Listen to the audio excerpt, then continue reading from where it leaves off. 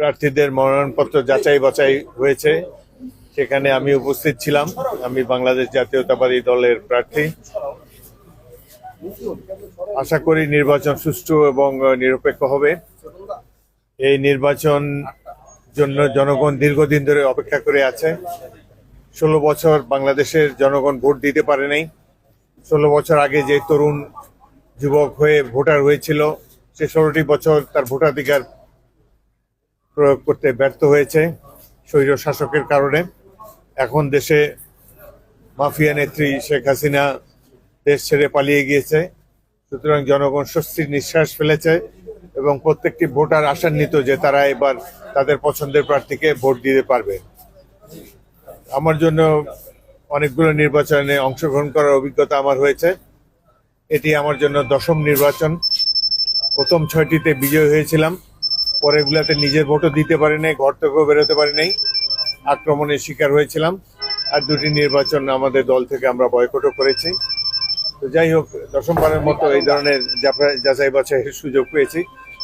কায় মনোবাক্যে প্রার্থনা করি যে আমাদের এই নির্বাচনটির উপর দেশবাসী অনেক আস্থা রেখেছে, দীর্ঘদিন ধরে অপেক্ষা করে আছে।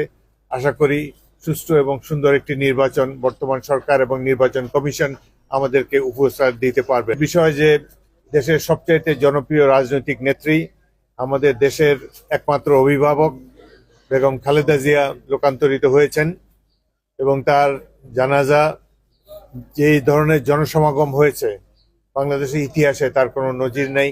এই ধরনের জনসমাগম বাংলাদেশের মানুষ কখনো দেখেনি এবং দেশের জনগণ যে তাকে শ্রদ্ধার সাথে বিদায় দিয়েছে, এই জন্য আমরা অত্যন্ত গর্বিত। আশা করি এবারের নির্বাচনটি সুষ্ঠু হবে এবং বাংলাদেশ গণতন্ত্রের পক্ষে এগিয়ে যাবে এবং বিভিন্ন রাজনৈতিক দল, বিশেষ করে আমার দল বাংলাদেশ জাতীয়তাবাদী দল 4বার জনগণের ভোটে রাষ্ট্রপতিত্ব পেয়েছেন। আশা করি এবারও জনগণ আমাদের উপর তাদের আস্থা রাখবে এবং গণতন্ত্র প্রতিষ্ঠার জন্যই আমরা দীর্ঘ 16 বছর সংগ্রাম করেছি। বিএনপির বহু নেতা কর্মী গুম হয়েছে, নিহত হয়েছে এবং মানি লন্ডারিং ছিল দৈনন্দিন বিষয়। কাহিনাগর নামে একটি ভয়াবহ নির্যাতনের অভিজ্ঞতা আমাদের অনেকে টেক পেয়েছে। আমি নিজেও 5বার জেলে গিয়েছি।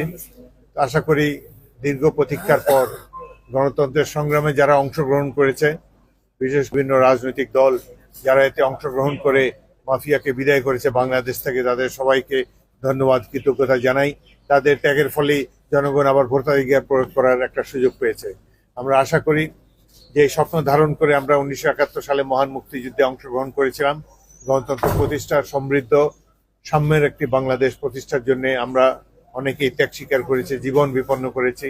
আশা করি সেই মুক্তিযুদ্ধের চেতনা আবার বাস্তবায়িত হবে আগামী নির্বাচনের মাধ্যমে। বাংলাদেশ আবার গণতন্ত্র ফিরে পাবে এবং জনগণও স্বস্তির নিঃশ্বাস ফেলে বাংলাদেশের সকল উন্নয়ন কাজে আবার অংশগ্রহণ করতে সক্ষম হবে।